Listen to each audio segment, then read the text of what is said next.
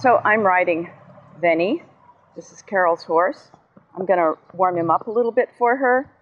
And because she's showing first level, I'm going to warm him up with some second level movements. Good.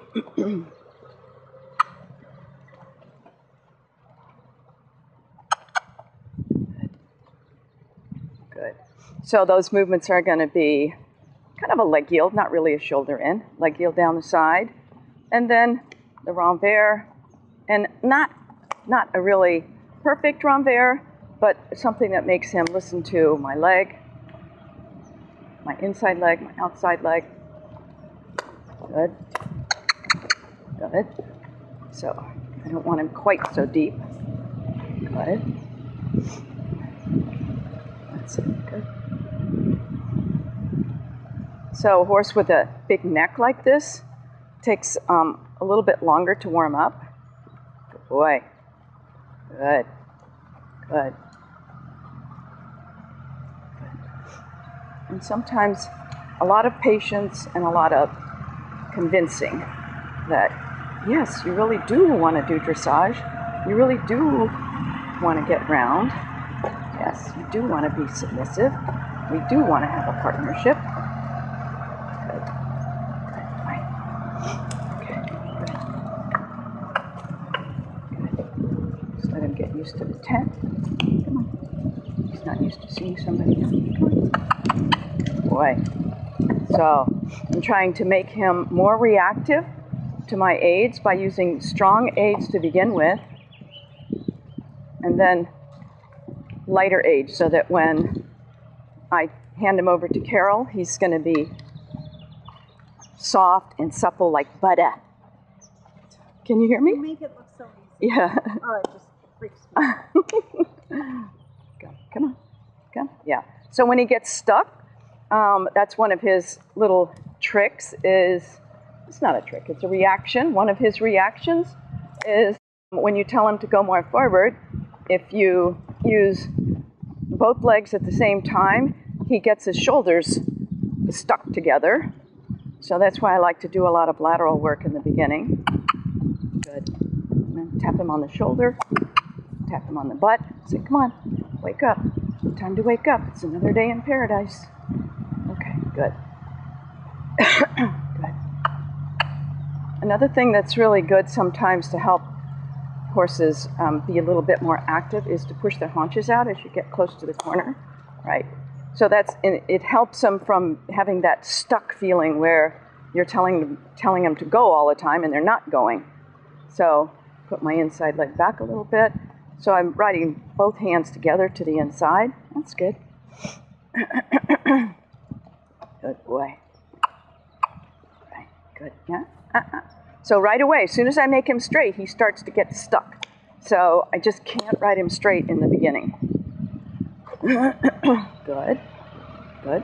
See, as soon as I get a little bit down and let him get too deep, then he has a hard time being more active and reaching out with his front legs. Good. So when I say getting stuck, that's what I mean, that the horse's shoulders get tight and then his front feet just go up and down in the same place. And the same thing can happen in the hindquarters as well. So here I push his haunches out, give him a lot of encouragement with the whip. Good. So that he gets more aware and more obedient to my leg aid. Good. There we go. Hardly had to do anything. Hardly had to touch him. So now I feel like he's lighter.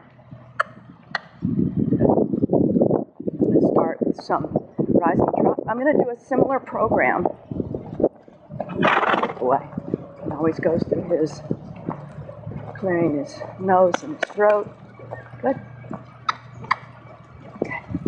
So the beginning and the warm-up, I'm not trying to be pretty. I'm just trying to be effective. So inside leg. Good. And try to be light on the reins, but still maybe have a little bit of inside now and then, a little bit of outside. I'm going to push his haunches right into the corner. Good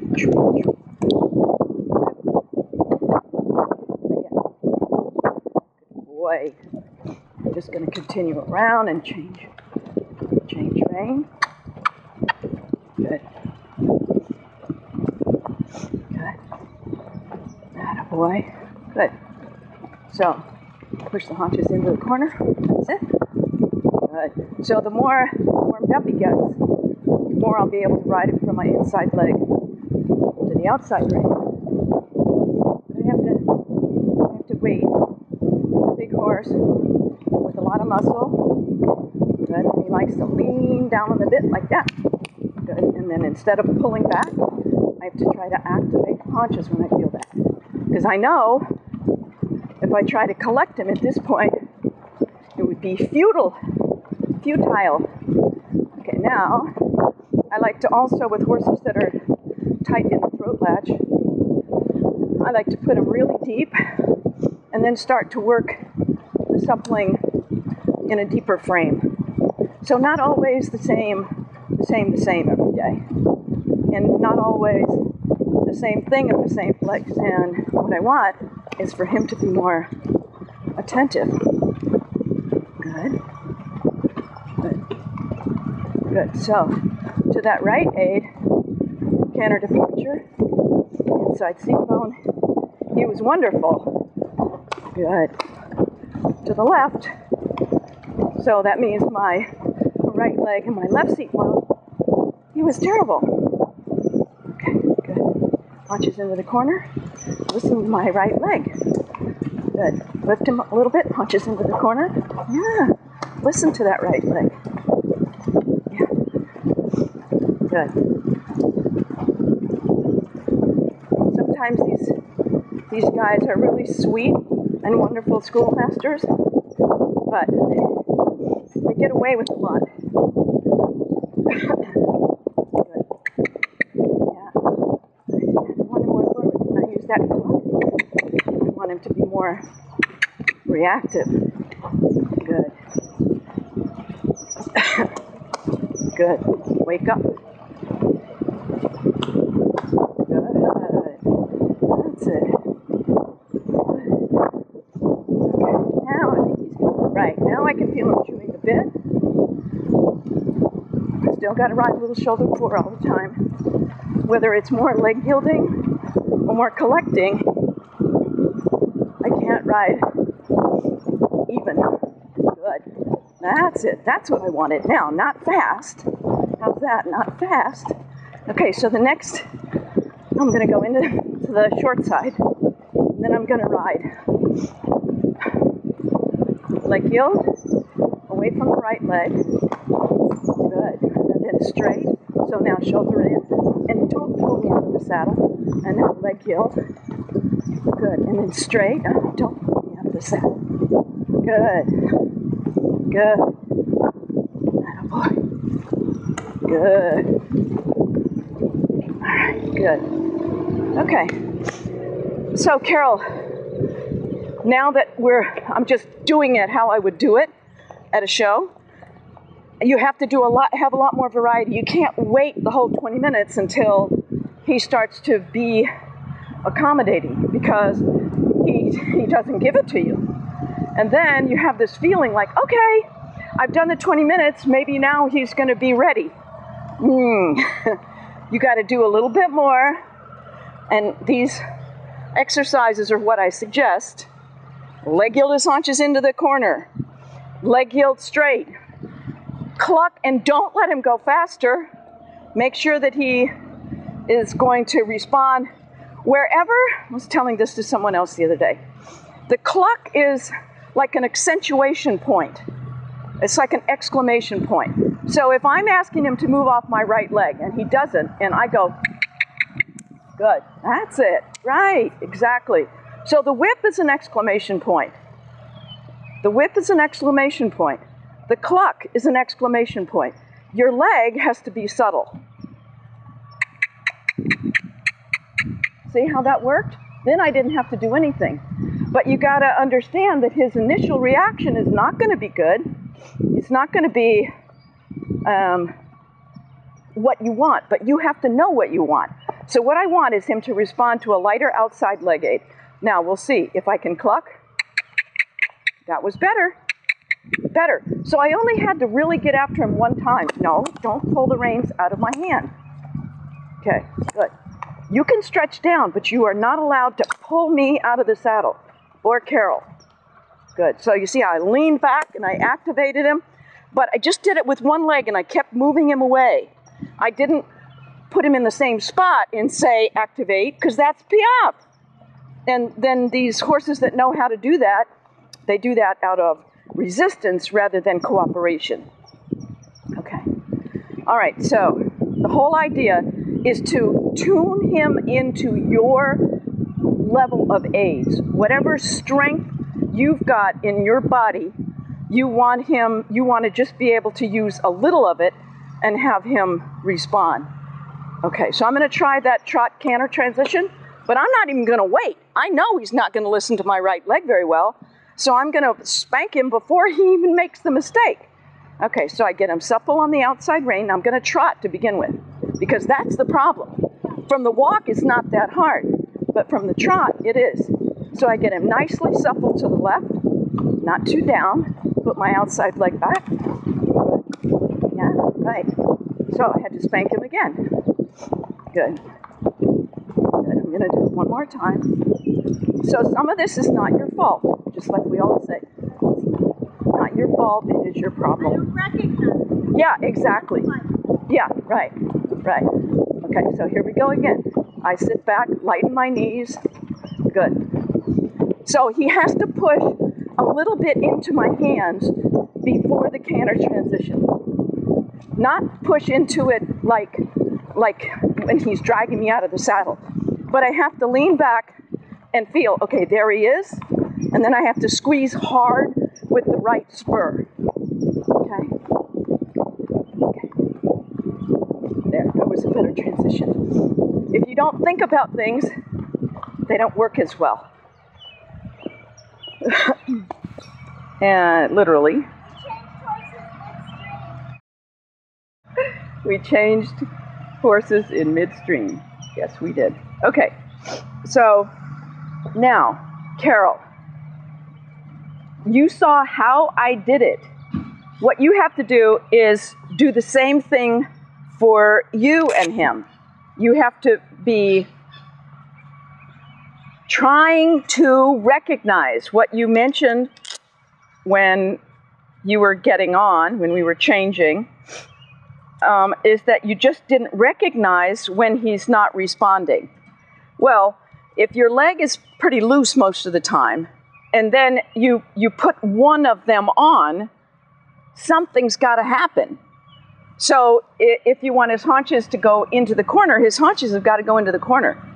The more times you put your leg on, and more detuned he is going to become. The more he is going to ignore what you're telling him. So you have to get to the point where your legs are relaxed, not away from him. That's it. Now, you've already walked around 1.5 times and you just now put the whip in your left hand. Okay? So sit up, stretch your neck back. Yeah, elongate yourself. You've got to have the cord long enough that you can stretch up. Okay. All of these technical difficulties. And remember what I said, I don't use both legs and both reins at once or I'll block him. So, okay, so that was a nice corner in terms of the bending of his body and his haunches, but there was no crossing of his hind legs. If that was your goal, there was no crossing. You have to determine ahead of time. Am I going to ask for a lot or not much at all? Okay. Okay, so, and we have spent a lot of time understanding the relationship between the turn on the forehand, which not a lot of people do, but I do teach people to do that. So the turn on the forehand and the leg yield and the shoulder in, how those are analogous. Those are similar to each other. Now think about it, Carol. When you tell him to be more lively, he's got to be more lively, or you got to go bang, bang with the whip. Good. And if you tell him to go out with his hindquarters, you have to hold his head and neck in with both hands to the inside. Good. And push his haunches out. There you go. That was very clear. So that's what you need to do. So now don't do another one of those, right? Okay, put the whip in your left hand and then turn right at B. Turn right. Good girl. That's it. Feel him get stuck a little? Okay, now do a turn on the forehand away from your left leg. Left, where your whip is. Smack him hard. Good. Now get the hands to the left. Good. Look up. Good girl. And go straight now. Straight, straight. And go to the track. Okay, now you're going to do the same thing in both corners. But you know what? Don't go all the way because then Dana won't be able to see you. So make your corner before M. So plan that you're going to do it like now. Get the haunches out. Hands in. Hands in. Good. That's a girl. Straight ahead now. Okay, good. Straight ahead. Not to H. Not to the side. Okay, now ask him again. Think. What am I going to do? Left leg. Whack! Whack! Right. Yeah. See, you don't recognize that you put your leg there and nothing's happening. Right? Okay. Good. Shorten the reins a little bit. Okay. Good. All right. Now we can decide to, yeah, good. That's it. We can decide to start trotting on a little longer frame. Want to do that? That seems to be a little more effective than you riding him up right away, because you need to get a little bit warmed up. So that was a lackluster response to your spur aid, because I could see when you passed me, you had your spur into his side, and it took him like 4 steps before he responded.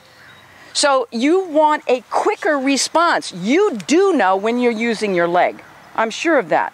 Okay, so when you do something with your leg, one or both, then he has to be quicker to respond. You're accepting that it's going to take him 1, 2, 3, 4, trot. You got to go in your head. You got to say, okay, I'm going to ask him, and I'm going to be ready to repeat my request with vengeance when he doesn't respond. That's a girl. Exactly. Okay, good. Good. That's it. Now, so there's no submission. Turn a little early. If you go into that corner, she can't see you. So you have to remember to either work down here and at the bottom. Submission. Yes, submission. Yes. Yeah, good. Come on now. Make a circle. Make a circle. Good. Now, start to push him from your right leg on the circle line into the left rein. Good. Right leg, left rein. Right leg. Doesn't matter. Yeah, good. Right leg, left rein. Now, bend your left elbow. You know, your elbows are straight, and that encourages his neck to be straight. Good. The reason every time you do a halt is good is because that's the only time you bend your elbows. So you got to keep your elbows close to your body. Stretch up, elongate, neck back, elbows back. Neck and elbows back together. That a girl. There he goes. Now he's sort of on the bit. Now, when you ask him for trot and he doesn't do it, don't worry about being pretty. Then be correcting. Bang, bang, bang. Okay, good. Good. Yes. Right. Good. Okay, good. Elbows, elbows, elbows. Good girl. Good. Right leg, left elbow. Good girl. Straight ahead, left elbow. Left elbow. Good girl. That's it. Good. And he can have a longer frame. Turn early. Good. Super. Good. All right. Now, your reins are so long that even for a longer frame, when he does start to go on the bit, and that's how you know when he's not on the bit, because when your reins are a certain length, he's pulling on you. That's what I said. He's not allowed to pull me out of the saddle. Good. Look up, neck back.